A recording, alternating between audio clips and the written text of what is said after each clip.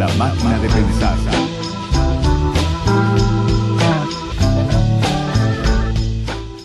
Gente, ¿cómo están? Bienvenidos a Radio Uruguay, bienvenidos a La Máquina de Pensar. ¿Cómo andan? Espero que anden bien. 20:01 arranca La Máquina de Pensar, con Nano en control de emisiones, con Gustavo Germán en la puesta a punto, en una semana que hemos dado en llamar La Espada de Roldán hecha poesía, porque bueno, es un libro que hemos destacado en esta semana, que es el libro de Washington Bocha Benavides. Washington Benavides, ustedes lo conocen, un gran poeta. Durandarte es uno de los libros. Este libro se va a presentar mañana. Hoy vamos a estar con Héctor Numa Moraes, que es de alguna forma un co-creador en este libro, porque en el disco que acompaña el libro se han musicalizado y hay poemas, unos 17 tracks, no son 17 poemas, pero después vamos a conversar con Héctor Numa Moraes. También vamos a hablar ahora de poesía, de un libro muy importante que salió este año, ¿no, Andrés Echeverría? Sí, este año, en 2015, Antítesis. Anatomía de lo aparente es el último libro de Echeverría. Es un libro que es un libro, está bravo ese libro. Está bravo hablar de anatomía de lo aparente. Una de las cosas que han destacado la crítica o reseñas críticas, para empezar, es el título, ¿no? Es muy bello, pero deja pensando, anatomía de lo aparente. Primero, muchas gracias, Pablo, por la invitación. Sí. Yo creo que el título por un momento parece muy obvio y por otro momento un oxímoron, ¿no? Una contradicción. Más bien un oxímoron, es como contradictorio, porque anatomía es aquello que es el de los cuerpos, ¿no? Lo que está en el interior, ¿no? Los órganos de la anatomía, y no lo aparente. Sí. También dijo Gerardo Ciancio, que fue uno de los presentadores junto con Eber Benítez, que era lo ideal que fuera anatomía de lo aparente y no, por ejemplo, anatomía de la apariencia, que ya cambiaría totalmente el sentido. Sí, digo, es un título que creo que acompaña la temática, no me corresponde a mí decirlo, pero intentó por lo menos acompañar la temática, los poemas, los viajes que intentaron cada uno de los poemas, ¿no? Hay varios viajes en este poemario, hay muchos poemas, pero hay una avenida principal, un curso principal sería poemas a partir de obras de arte, ¿no? De pinturas, de la misma forma que Circe Maya lo hizo en el último poemario, Dualidades también, que es parte de su poemario. En vos tomás famosos cuadros, pinturas de todos los tiempos, esculturas también, estatuas. Sí, en algunos momentos yo siento que tampoco que no es el eje fundamental. O sea, creo que sí apoya, respalda de manera muy importante para mí la intención del libro, que es apuntar a un concepto de búsqueda de la metafísica de las cosas, ¿no? De la metafísica de los elementos que nos rodean, una interpretación que de alguna manera ya en estos cuadros está prevista o está incluida. De alguna manera, cuando Magritte pinta su famoso cuadro La violación, con aquella descomposición de un cuerpo femenino, desnudo y armado de vuelta en un rostro, ya de alguna manera está diciendo algo más allá de la realidad. De la apariencia, sí, de acuerdo. Entonces, sí. Esa referencia a todos estos cuadros me apoyó, me sirvió para respaldarme en la idea general del libro. En otros momentos voy a otras anatomías, a otras consideraciones metafísicas de algunos otros elementos, circunstancias de vida, ¿no? Claro, pero en este caso el detonante fueron obras de arte, ¿no? O sea, yo que sé, pinturas como de Picasso o de Praxíteles, digamos, ¿no? Sí, ya te digo, en esa consideración de una interpretación que creo que está implícita siempre en la poesía, ¿no? Que es es una interpretación de la metafísica de las cosas. Estos cuadros aproveché porque era de paso a repasar algunas admiraciones mías, ¿no? Claro. Vamos a entenderlo. Tu forma de encarar la poesía pasa por esto que llamás vos la metafísica de la poesía y, digamos, de la existencia, ¿no? Exacto. Pero que eso se da en otros libros también, poemarios tuyos, sí, ¿no? Sí. O sea, como que es una constante. Sí. En tiene, entre otras cosas, esto de las obras de arte. También tiene esa poesía, esa metafísica, la extraes, la voz lírica la extrae de cuestiones más cotidianas. Por ejemplo, La casa de un vecino. Exacto. Esa circunstancia hace poco un querido poeta y amigo peruano, Santiago Aguilar, haciendo unas anotaciones sobre este libro y sobre algunos otros que él leyó, él decía que yo generalmente busco algunos paisajes internos, ¿no? Que no me baso tanto en una descripción exterior. Creo que son paisajes internos a partir de una impresión que me causa una circunstancia de vida, una cotidianidad o algún objeto en particular, ¿no?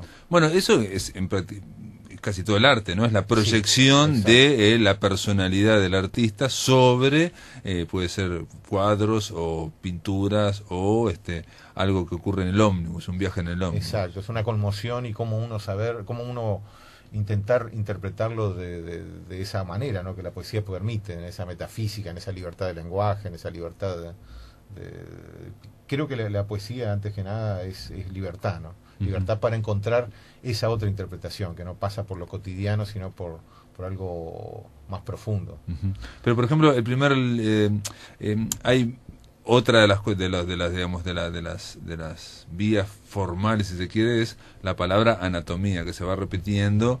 Yo te elogiaba un poema que está muy bueno, me pareció muy interesante, que se llama Anatomía del tiempo, que también es bellísimo, ¿no? Podría haberse llamado Anatomía del tiempo el libro. Sí, muchas gracias. Sí, el tiempo, bueno, eso es uno de los elementos que aparecen permanentemente también en los poemas, porque a través, por ejemplo, de los cuadros que vos citabas, el de tener un momento erótico, un erotismo, ¿no? Esa doble lectura que tiene el encuentro erótico, eros. O sea, nosotros percibimos un momento intenso en nuestra vida y queremos detenerlo, queremos hacerlo perdurable, pero sin embargo se nos va. O sea, hay y eso es permanente, porque yo a través de la obra de Praxíteles o Picasso, hay una intención en esos cuadros incluso que elijo, en esas obras de arte, hay algunas esculturas, está la intención del artista de detener el momento erótico, ¿no? El momento que es conmovedor, y sin embargo esa fragilidad del tiempo que todo se nos hace pasado inmediatamente. ¿Estás de acuerdo que en este libro haya, más que los anteriores, más erotismo, si se quiere, pero no en el sentido, digamos, erótico, de poesía erótica, sino de que es un tema, digamos, de la misma forma que Thanatos también es un tema, pero eso estaba también en los anteriores, ¿no? Sí, que quizás el erotismo aquí está ligado a ese drama que te comentaba, o sea, a lo imperdurable o la necesidad que tiene yo pensaba, siempre manejo el concepto de que existen, y esto lo repaso en mis talleres, cada vez que tengo la oportunidad de hablar del tema, digo que hay un lenguaje de la cotidianidad y otro lenguaje de la metafísica de la cotidianidad, que es la que intenta la poesía, ¿no?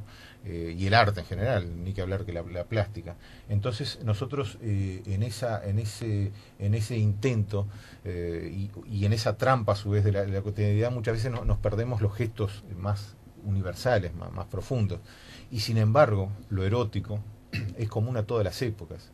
Lo que te decía, uno va a una escultura de Praxíteles, o va a una pintura del siglo XVIII, XVII, a obras del siglo de oro, y siempre te vas a encontrar con que ese erotismo, esa sensualidad es la misma.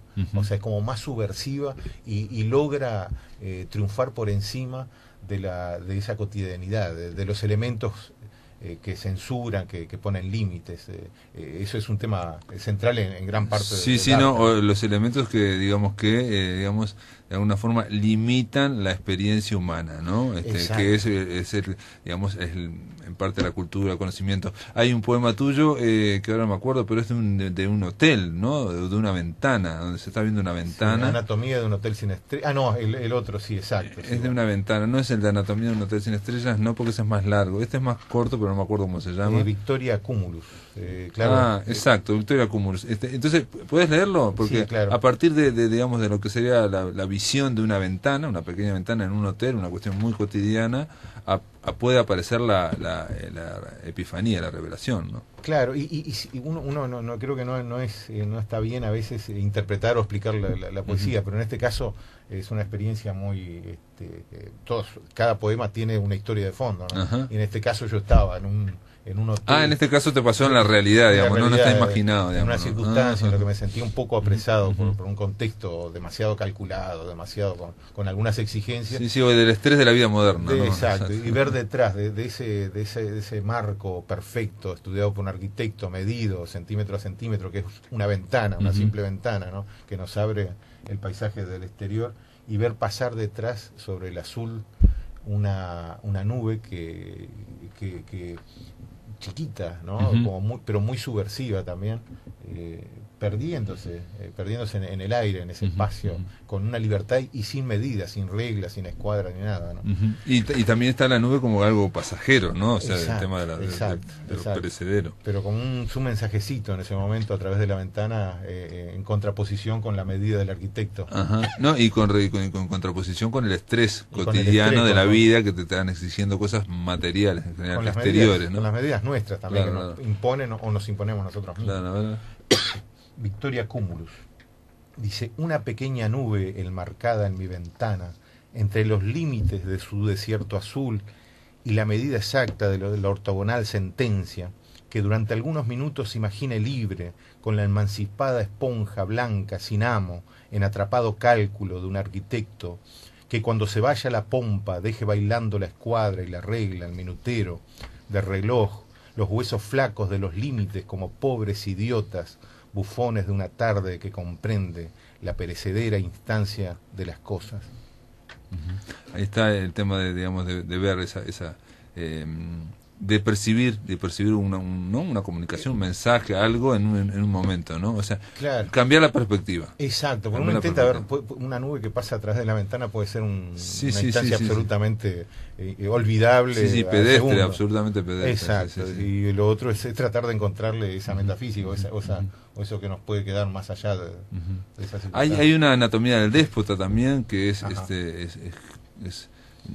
haces una especie como de dibujo del déspota, como si fuera una cuestión mítica, ¿no? Hay muchos que son de las mitologías. Sí, también con su carga de violencia, ¿no? Como debe ser. Digo, uno se empapa de alguna manera de la materia y de las circunstancias que le toca. A ver, ¿te puedo pedir Anatomía del Tiempo? Porque para mí es uno de los poemas más... es la página 60.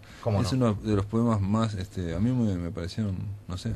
El tiempo es una pared siempre inmutable. El tiempo es la grieta por la que respira algún olvido. El tiempo es el eco de un perro que ladra, un loco que escribe en la pizarra de una escuela solitaria. El tiempo es el verde del pasto secándose bajo el sol. Es la hierba amarilla que se quiebra como las alas de una libélula. El tiempo es la libélula aplastada por la tarde en un rincón cualquiera. El tiempo es la nube que siempre vemos. El tiempo es la presencia reiterada y el recuerdo en un filo incomprensible. El tiempo es la sonrisa un poco ajada. El tiempo es el velatorio de un pariente. El tiempo es el abismo de un amigo. El tiempo es el abismo de uno mismo. El tiempo es la palabra que no vuela. El tiempo es el silencio. El tiempo es lo que no pudimos o no supimos decir. El tiempo es la palabra nunca dicha. El tiempo es una hoja que flota en un estanque. El tiempo es el canto de algunos grillos en la noche. El tiempo es un secreto irrelevante. El tiempo es la medida de la nada. El tiempo es la medida de todo. Muy bien, hay algunos, yo te comentaba también, hay bastantes sonetos también. Y te decía una cosa que a mí me impresionó, digamos, digo, como lector, ¿no? Me parece que un soneto está realmente logrado cuando uno lo lee sin darse cuenta que es un soneto, ¿no? Cuando uno lo lee atrapado por el tema, atrapado por la poesía, y después, o de repente no se da cuenta, o después de leerlo dice, mirá, era un soneto, ¿no? Porque en general el soneto, como es tan difícil, ha pasado a ser como que el protagonismo es la forma, ¿no? Como aquello de Lope, ¿no? Cuando iba, ¿no? En ese caso es genial, ¿no? Pero ahí él estaba haciendo con me manda a ser violante. Exacto. Lo que decís es fundamental, creo que estoy absolutamente de acuerdo. O sea, lo que hay en la poesía siempre de fondo es una música. La poesía nace de la música, su poiesis y su creación tiene de fondo fondo siempre una música que lo respalda. Y el soneto ya de alguna manera propone una música a través, ya sea del verso endecasílabo o del alejandrino, pero tiene que ser subversivo. Esa medida y esa rima tiene que ser siempre subversivo, tiene que estar al servicio de lo que el poema en su discurso. Pero subversivo, ¿qué quieres decir? Porque digo, lo que acabas de decir es muy, como es muy encofrado, ¿no? O sea, el soneto es muy claro, pero rígido en ese sentido. Subversivo, no, pero justamente subversivo porque tiene que romper con esa rigidez. Esa correcto. rima tiene que pasar desapercibida. Exacto, y respaldar esa música de fondo, exacto, pero no ser protagonista y distraer el contenido del soneto. Diciendo a ver si ahora viene terceto, ahora a ver si la rima es sonante o consonante, en fin, toda esa historia, ¿no? Bueno, yo me permití las libertades un poco inspirado en muchos grandes escritores que lo hicieron antes, ¿no? De un poco transgredir, cambiar algunos. Trabajé sobre algunas rimas, digamos, dentro del soneto. Por ejemplo, las asonancias que no son tan comunes en el soneto, las usé. En la medida generalmente el respeto mucho. Me gusta el verso alejandrino porque me gusta leerlo y me gusta intentar escribirlo también, ¿no? A veces lo hago más que el propio verso endecasílabo, que es más común al soneto. Sí, el endecasílabo, ¿no? Exacto. ¿Y vos haces alejandrino? Utilizo mucho el verso alejandrino. Que son 14, sí. Exacto, que son 14 sílabas poéticas, y eso lo había comenzado a usar en algún libro anterior, como La Plaza del Ángel, que hice varios poemas con verso alejandrino. Bueno, aquí hay varios sonetos, digo, ahora después de la pausa te voy a pedir que leas algunos, porque para ver si se logra esa sensación que por lo menos tuve yo de escuchar, de leer algo y sin estar pensando que es un soneto, sino atrapado por el poema, ¿no? En este caso, yo que sé, hay uno sobre la muerte de Gauguin, hay otro sobre Brahma, sobre mitos de la India, otros sobre las calles de Nueva York. Y realmente están de una forma muy fluida. Pero esto de Andrés, después de la pausa, amigos, vamos a la pausa. Estamos conversando con el poeta Andrés Echavarría sobre este libro de poesía editado por Antítesis, que tiene por título Anatomía de lo aparente. En el aire de Radio Uruguay, La Máquina de Pensar.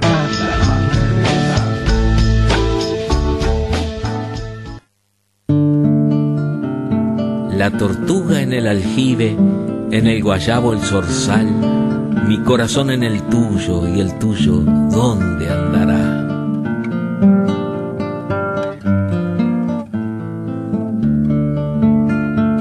Me recosté contra el muro de piedra en la soledad.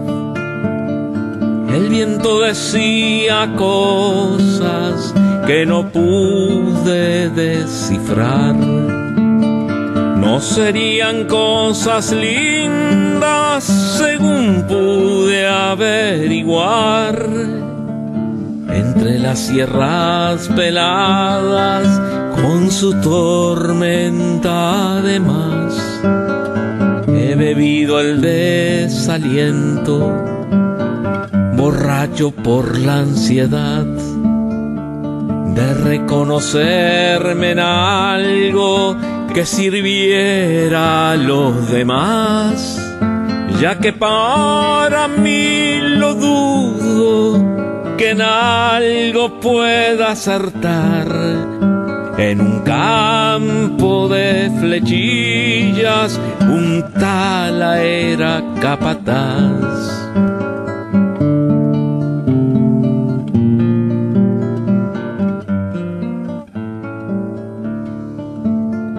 Volaba visor muy alto un gavilán,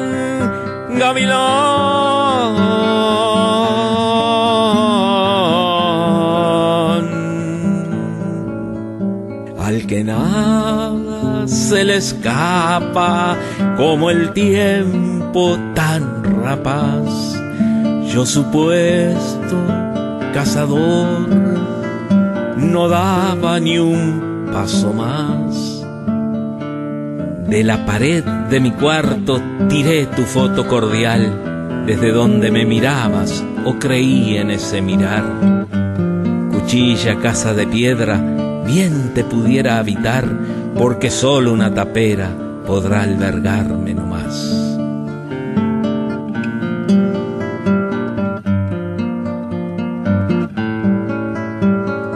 La tortuga en el aljibe, en el guayabo el zorzal, mi corazón en el tuyo, y el tuyo dónde andará. Yo no sé si lo que canto vale o no vale, pero mejor es saberlo, aunque quién sabe. El ruiseñor es un pájaro chiquito y pardo, el quetzal con su plumaje es el dorado.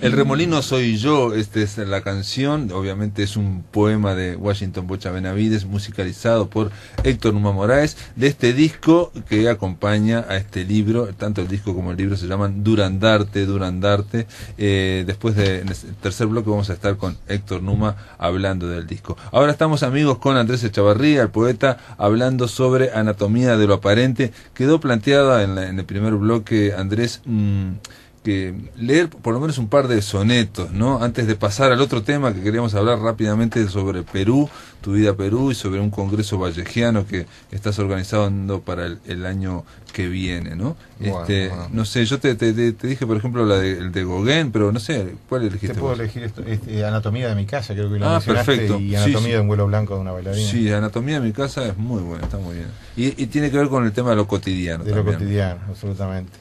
Dice: mi casa con sus paredes cubiertas de un silencio que habla mi propio idioma, la ventana al patio por donde asoma el resto y algunas puertas abiertas que dejan escapar fábulas de agua, de relojes que latieron sus turnos, del charco de la luz y los nocturnos, trazos que duelen y por donde fraguas mi ejercicio de sombra y desvarío.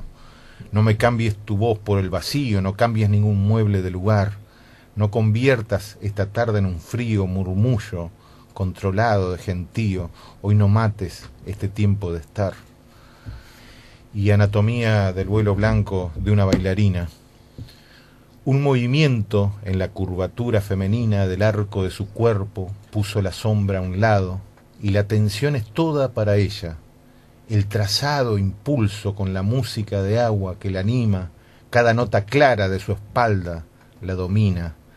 Se asoma delante donde Tchaikovsky ha centrado el lugar para su historia de un instante alado, y es la hilada coreografía de su rutina, el moño de su pelo, la estación de sus senos, apenas insinuados bajo el blanco vestido, la pierna que eleva la punta del pie sin suelo, mariposa de luz que se adueña del sentido, del silencio del auditorio, de los serenos ojos de Herodes encandilados por su vuelo.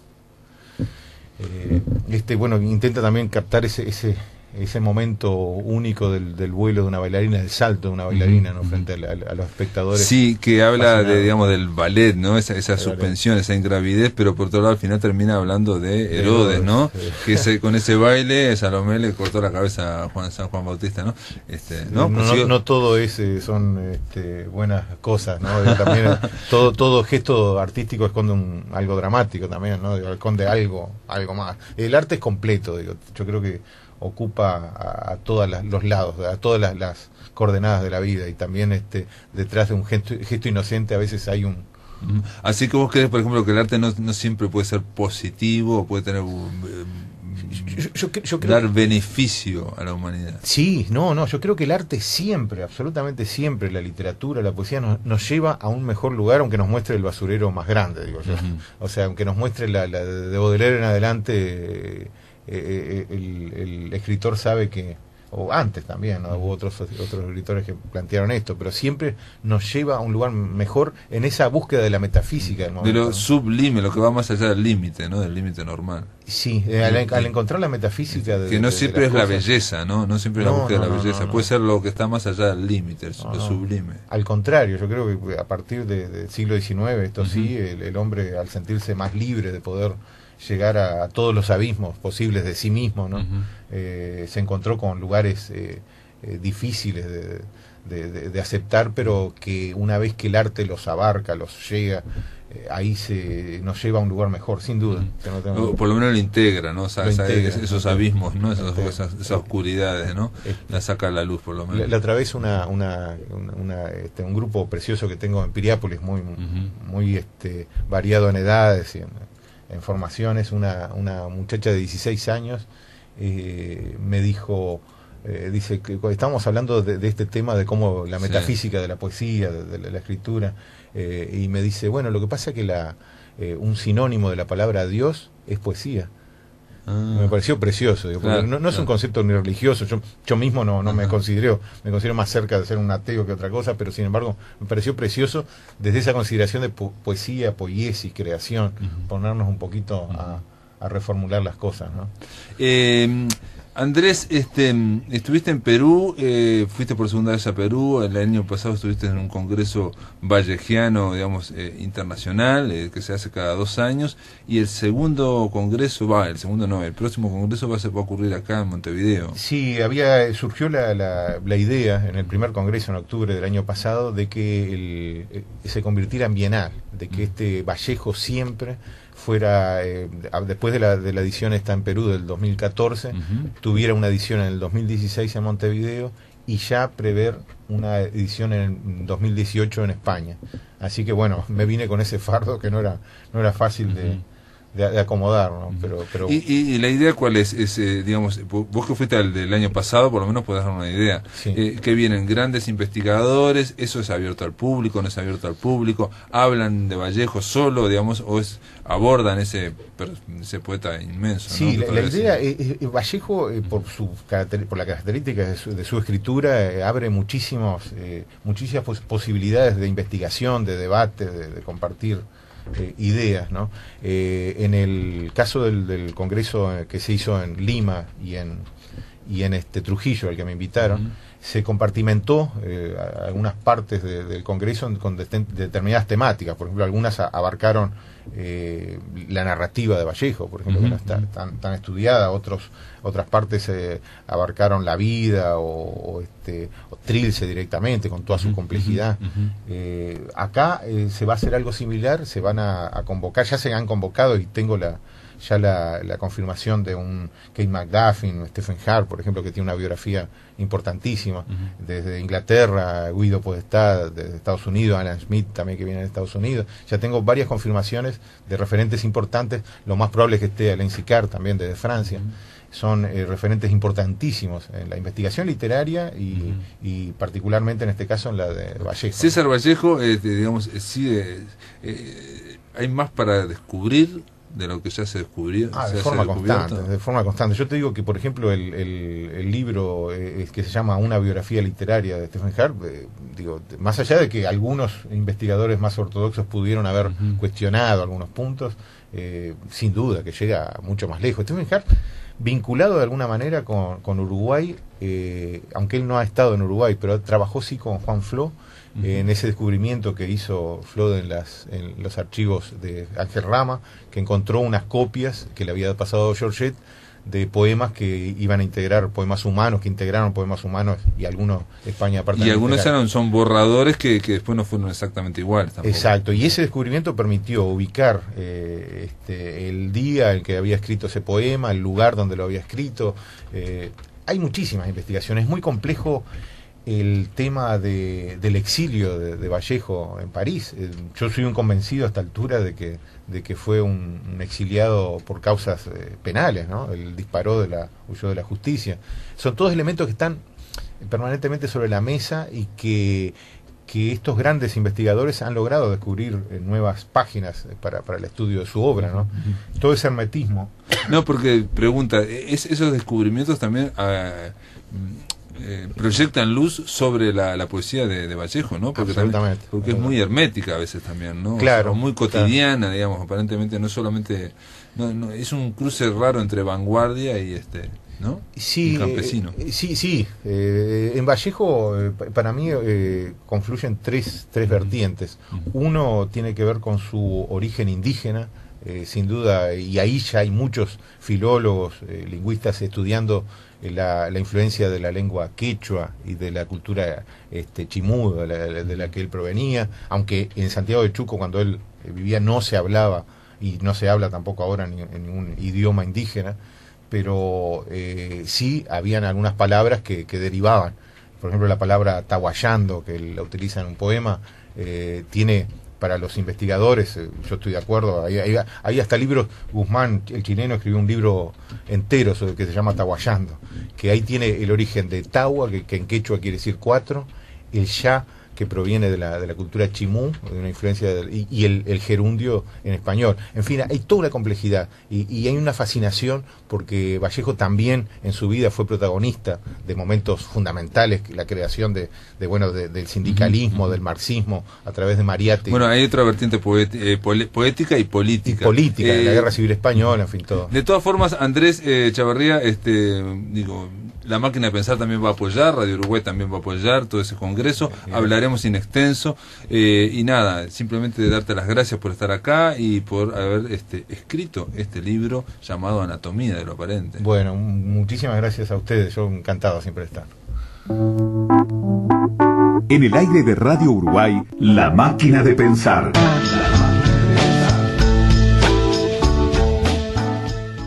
Muy bien, ahora en el tercer bloque de La Máquina de Pensar vamos a darle la bienvenida a uno de los autores de Durandarte. Ayer estuvimos hablando con Bocha Benavides, con Agamenón Castrillón. ¿Cómo le va, Héctor Numa Moraes? Muy bien, contento. Preciosa la edición de este libro, que lleva un disco, pero es un libro maravilloso de don Washington Benavides. Estuvimos viendo ayer y yo ya me había fijado, y bueno, Agamenón también me dijo, si bien son 17, digamos, tracks, ¿no? de surcos que están ahí, no es que musicalizaste toda la poesía, o no son todos poemas de este libro, hay algunos que no son del libro. O sea, hay como un cruce entre el CD y el libro. Bueno, lo que pasa es que, por un lado, no soy muy afín ya, antes, en una etapa quizás sí lo fui, de grabar discos muy largos. Por otro lado, don Bocha me dio 2 libros, que en el cual algunos tenían, algunos poemas estaban en los 2 ejemplares, y en otros poemas, pero no fue lo que entregó después a la editorial. Sí, es lo que me dijo. Agamenón le dio un libro para que fuera trabajando, claro, para el prólogo, para la edición. Y a vos te dio, digamos, es el mismo libro, pero fue cambiando. Por ejemplo, Vuelan las tijeretas, no está. Y es un temazo, ¿no? Y me enteré ahora por el libro. No. Claro, porque el problema fue que don Bocha se va en enero para el Iporá, para Tacuarembó. Y él me dejó este material con la idea de hacer un libro disco en diciembre, y se fue. Cuando volvió, digo, bueno, Bocha, empezamos a grabar. Y el libro yo no lo vi más hasta ahora. Por ejemplo, hay un poema, Discusión del Poeta y el Pago, que no está en el libro. Es hermoso, muy duro, ¿no? Donde el Bocha Benavides habla de su niñez y, digamos, cierra cuentas con el Pago, digamos, con Tacuarembó, claro. Y donde dice, al final, dice que habla de los trebejos del ajedrez y dice que los espacios blancos y los espacios negros, dice, pero mucho más los negros. No, es impresionante, es emocionante ese poema. Hay una de las pavanas, porque él me habló en aquel momento de esa mezcla de la poesía trovadoresca con lo de ahora, y me habló de Luis Milán. Y a mí me encanta la música de Milán. Había tocado algunas fantasías que son muy complicadas, pero se me ocurrió pedirle al maestro Escande si no tenía alguna de las pavanas de Milán transcritas, ¿no? Por Carlevaro.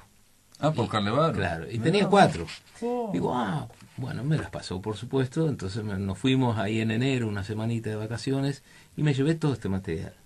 Y me llevé la sorpresa increíble de que si vos estás tocando la pavana de Milán, como es, y en el medio podés entrar perfectamente a cantar los poemas, estos romances antiguos, y son de la época o anteriores a las pavanas quizás, pero entran perfecto en el ritmo, ¿no? Hay uno de los temas principales que lo pusieron en el track 2, es Durandarte. Es que da nombre que al es, libro. sí, es el que da nombre, Variaciones sobre la Pavana Cuarta de Luis Milán.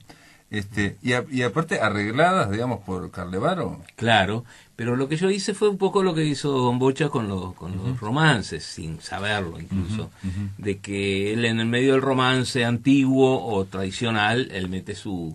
Sí.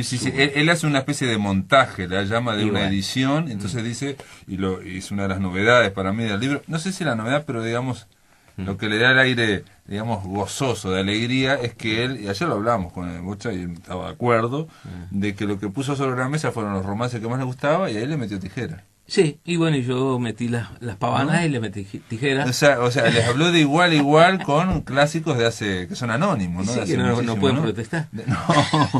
No, pero me refiero a que está extraordinario poder dialogar con obras de hace 500 años. Claro, las pavanas están tocadas íntegras. Lo que pasa es que de pronto están tijereteadas Claro. e integradas editadas con otra, con los romances. con los romances, pero digo, esos romances también están cantados. También. Y esa música es No, la pavana. No, la música cantada es inventada. Es inventada, o sea, la metes en el medio. Claro. Exactamente lo mismo. A mí me dio la impresión de, cuando escuchaba el disco de Numa, a ver si estás de acuerdo, de que, bueno, vos tenés una gran relación con Bocha de musicalizarlo, ¿no? O Sí, sea, claro. pero yo creo que es la primera vez que están como co-creando, digamos, algo distinto, ¿no? Me parece. Ah, puede ser, pero... En el sentido de que, sí. de que él está haciendo en poesía y vos estás haciendo en música, y de hecho el CD no coincide con el libro exactamente, tampoco, Claro, ¿no? claro, porque otra cosa es que yo quería que él cantara. Y no tuve que hacerle mucha fuerza, porque a él le encanta cantar y siempre cantó. Sí, pero una cosa es que canten juntos, Sí. o canten partes, y después lo hace cantar una sola canción. Sí, entera. él canta entera uno de los romances, con un acompañamiento muy extraño o muy Sí. atrevido, vamos a decir, porque en realidad es la guitarra Ajá. superpuesta, pero nunca suena como guitarra. Sí, suena sí, como sí. percusión. Sí, Y es una cosa media metálica. Exacto, y no parece, digamos, lo típico tuyo, digamos, de tu estilo. No, es muy una música muy heroica, incluso hay Muy una dramática, le da Sí. mucho drama, ¿no? Hay una guitarra absolutamente desafinada, Ah, sí. sí, absolutamente desafinada, que hace una percusión y lo hago cantar a Don Bocha ahí. Después lo lindo fue también los villancicos, porque él me habló de 2 villancicos de Milán, Luis Milán, y sus ripostas o Ajá. respuestas. Sí, que la inventás por Bocha, ¿no? Él responde a... Claro, La riposta. pero los villancicos de Milán tenían música, Sí. incluso están grabados por cantores líricos. Ajá. Y yo busqué una partitura y no encontré, le pedí a Escande no las tenía, Sí. llamó a Rubén Ceruzzi a Israel y dice, ¿tenés el villancico tal y tal de Milán? Pum, al rato estaban acá, Impresionante, Escande. pero para guitarra, para piano y canto. Ah. Entonces me puse en esa ida ahí en vacaciones a transcribir y quedaba muy complicado, es decir, muy fuera de... Transcribirlo todo a guitarra, digamos. guitarra, era costoso sí. y era medio... Sí, y digo, ¿pero por qué no lo puede cantar Bocha, que esto lo canta de una? Entonces fuimos al estudio, le toqué la melodía, ¿te acordás? ¿Cómo es la melodía? Sí. Bueno, y empezó, pero digo, pero vos empezás a cantarla después inventada. Y bueno, yo te voy acompañando, con un estilo de guitarra antigua. Sí. Y aparte vos digamos, lo acompañás en el estribillo, digamos, ¿no? O sea, No, ahí no, después cantamos la riposta. la juntos. riposta. La riposta. La riposta tiene que ser uruguaya. Correcto. Él canta el villancico El entero. villancico Claro, antiguo. claro. En la riposta vos lo Sí. acompañás en el estribillo y él sigue cantando también, ¿no? Canta en uno de ellos, canta conmigo. Canta Pero con una milonga y el otro con una canción, ¿no? Es decir, fue un disco que hicimos con mucha alegría. Incluso ese romance que él dice de... Espera un poquito, ¿cómo es? Yo no era... montaje sobre... Yo me era Moraima.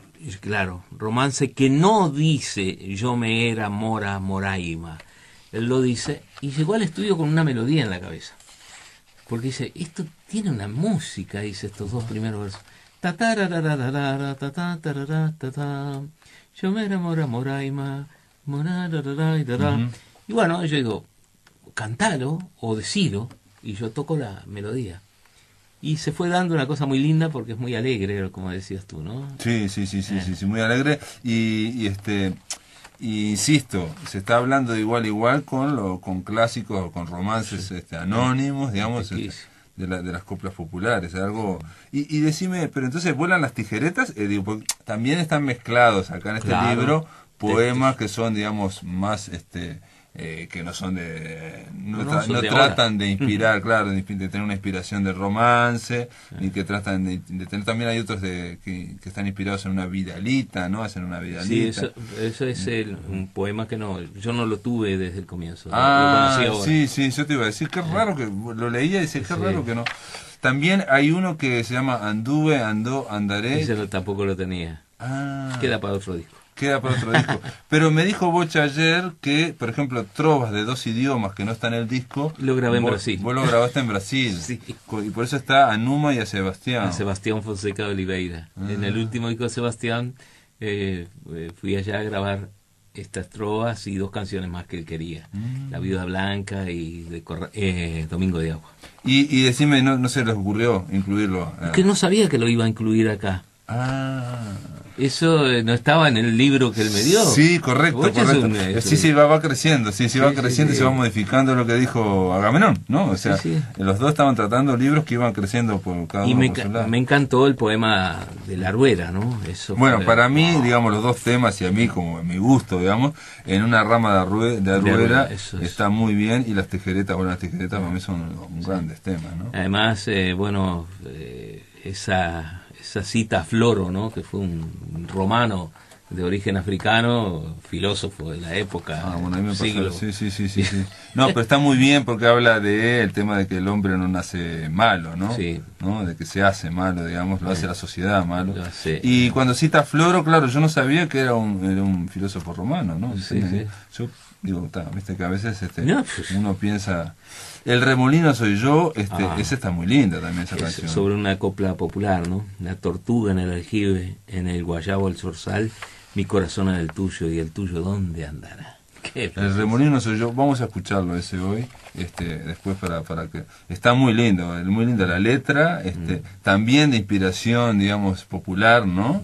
Y me encantó la parte de donde él deja una estrofa. Volaba a visor muy alto un gavilán. Eso en el texto que él me dio está separado. Es como 2 versos que están perdidos ahí. Y a mí se me ocurrió justamente porque hay que ver ese vuelo de los gavilanes que quedan en el aire, que apenas se mueve, parece, ¿no? Que están como colgados en el aire. Y traté de hacerlo así con la música. La música queda allá arriba, pero como que se va hacia un costadito y como que está avisor. Sí, el remolino soy yo. Es muy linda y es una letra larga aparte, ¿no? Larga, pero por eso digo una parte. Eso acorta. Correcto, no la decís toda. No la canto toda. No la cantas toda, Bueno, hay varios temas que por Sevillanas, por ejemplo, también no lo musicalizaron. No, eso tendría que haber estado Darno Jans aquí. Bueno, hay una parte que mencionás al bueno de Darno, ¿no? Claro. Y a Mao, hablan de Mao. Claro, Mao que dijo que florezcan todas las flores. Sí. Pero que sean las flores como el bueno del Darno dijo. Como el bueno de Darno dijo, sí. Jacinto Ballestero, por ejemplo, es un lindo tema también. Sí. Y creo que no está en el libro, ¿no? No, creo que sí, Creo, bueno, no está, no está en el libro. No, sí, lo estuve buscando, sí, no está en el libro. No está en el libro. Sorprendente, ¿no? Yo al principio cuando escuchaba todo de tu disco pensaba, bueno, sacaron los temas que no son tan de coplas o romanceros, por ejemplo, el de La Tijereta o Jacinto Ballesteros, ¿no? Pero después no. Fue por la evolución del libro. Sí, yo pensé también que venía bien que los textos que cantaba iban a estar en el libro, entonces no había problema. Bueno, por alguna duda. Está perfecto. Y bueno, hay 4 creo que no están en el libro. 4 o 5 me dijo ayer Agamenón, yo no los conté, pero sé que... Van de Chapa Track. Claro, o sea, el bonus track. No, aparte un detalle que no dijimos ayer, yo creo que lo dijimos, pero vamos a repetir, de este libro, Durandarte, que se presenta mañana jueves en Agado, el jueves 18 a las 19 horas, en la sala Mario Benedetti, Sí, ahí, ¿no? con entrada libre. Y con entrada libre, donde vas a estar vos también Sí, tocando. claro, Vas a mañana estar vamos vos, a cantar algunas canciones, va a estar Agamenón, va a estar el Bocha. va a estar el Bocha. Y no, quería decir de este libro es que si bien Durandarte es un nombre de una espada, bueno, es el nombre de un Y de un hombre caballero de también. un caballero que simbolizaba esa espada, y que obviamente tiene que ver con la Edad Media y toda esa historia. En el libro hay, digamos, poesía actual, ¿no? Claro. Hay poemas autobiográficos de Bocha, Recuerdos. Claro, es como las clases que él daba en el liceo. Yo recuerdo haber estudiado con él el romance Gerinaldo y la Infanta. Y bueno, lo menciona acá en una Sí. paje, ¿no? Dice que ese es el genil. En el primer, Sí, sí. el romancillo del desdén, que él canta ahí. Que lo canta, sí. Hay muchos que los dice también, y los dice muy bien, ¿no? O sea, Bocha dice maravillosamente. como que estuviera hablando, ¿no? Como que estuviera personificando, Sí, digamos, a eso. no es recitado, es No. decir, como hacía Don Osiris, ¿no? Y bueno, y los poetas generalmente no recitan. No. Y decime, Numa, ¿y leíste el poema que hace Agamenón como prólogo? Es maravilloso. La chanson de Benavides, del prólogo de Benavides. Sí, porque estuvo investigando en los antepasados del nombre, de dónde viene Benavides. Benavides, sí, aquel Genial. Pero me pareció que es un poema que es muy buen retrato de Bocha Benavides, ¿no? Sí. Es un largo poema en el cual él se va a la historia más antigua para traer al Bocha hoy, ¿no? Y aparte en ese poema largo, ya lo leyó acá en La Máquina de Pensar, Agamenón, también lo que hace es hacer como una síntesis de todo el libro. De Sí. cada poema lo van mencionando Sí. así rápidamente. Alguna cosita. Pero claro, es largo y es muy surtido, porque como el libro, ¿no? Hay palabras que hay que ir al diccionario, ¿no? Bueno, pero tiene unos... eso es bueno. Tiene unos versos ahora estoy hablando de Agamenón, ¿no? Sí. Sobre el potro del oculto, el pelego popular. Viene el poeta a montar sobre el potro del oculto, el pelego popular. Está sensacional. Y son las diferencias que había escrito Bocha en su libro Las Milongas, ¿no? Claro. La guitarra de Gavina y el arpa del rey David, sí. En mí contrapuntean, ¿no? La guitarra del rey David. Eso lo dice el propio... Dice, en el silbo Benavides, un arpa y un milonguear. Eso lo dice, sabedor de diferencias, viene el poeta a montar sobre el potro del oculto, el pelego popular. Claro. Y después habla de algo que también tiene que ver con este libro, que es que Bocha está siempre como escribiendo, creando y recreando, ¿no? Claro. Siempre, incluso desde que lo conozco, eso de tomar coplas populares y desarrollarlas. Que una de las más hermosas es Tanta vida en 4 versos. Claro. Con música de la Urbana. Y en tus primeros discos también. También, puso, en el otro, sí. en La Chamarrita, siempre. Puso, sí. Bueno, entonces Durandarte, para tener el disco la única forma es comprar el libro también. Este disco. Sí, por ahora sí. A no ser que se caiga el libro y lo venda alguien, no. Pero bueno, esto viene en libro, es un doble de trabajo en realidad. Sí. No es como uno pensaba, yo pensaba que es el disco musicalizando el libro, sino que el disco es otra cosa. El libro escribiendo algunas cosas de lo que está en el disco, ¿no? Es una creación de Numa Moraes y también de Washington Bocha Benavides. Y en el disco participa en gran parte Don Bocha, no solamente diciendo, sino cantando. Y otra pregunta, la última. ¿Solo está tu guitarra en el disco? Solo la guitarra. Pero porque en un momento pensé que había 2, me parecía. No, a veces uso 2 hasta 3. En el Romance de la Constancia uso 3, 4. Correcto. No sonando como guitarra, sino como percusión. Uso en algunos otros casos percusión con la guitarra también. Y siempre son 2, 3 guitarras, según lo que se me ocurrió. No, pero por eso una segunda guitarra atrás, segunda, ¿no? En la canción de la Aruera hay una guitarra afinada muy baja. Ajá, sí. Linda canción esa. Es decir, sí, pero toda El acompañamiento lo hice... Todo sí. lo hizo el doctor Morales. Me hizo trabajar el bocha aparatosamente. Bueno, así que esto se presenta mañana y los que quieran ir a ver a este estreno, porque realmente esas canciones se van a estrenar mañana. Sí, yo nunca las canté en vivo todavía. Mañana en Agado, a partir de las 19 horas, están todos invitados con entrada libre. Gracias, Numa, por estar acá en la máquina. Muchas de pensar. gracias a ti, Pablito, y bueno, mañana te esperamos por allá. Bueno, no, pero yo tengo que estar haciendo la máquina de pensar, no puedo ir. Bueno, pero venimos todos por acá. Ah, entonces. bueno. Muy bien, entonces, amigos, se terminó la máquina de pensar. Mañana jueves estamos aquí en Radio Uruguay a partir de las 20 horas. Que lo pasen muy, pero que muy bien.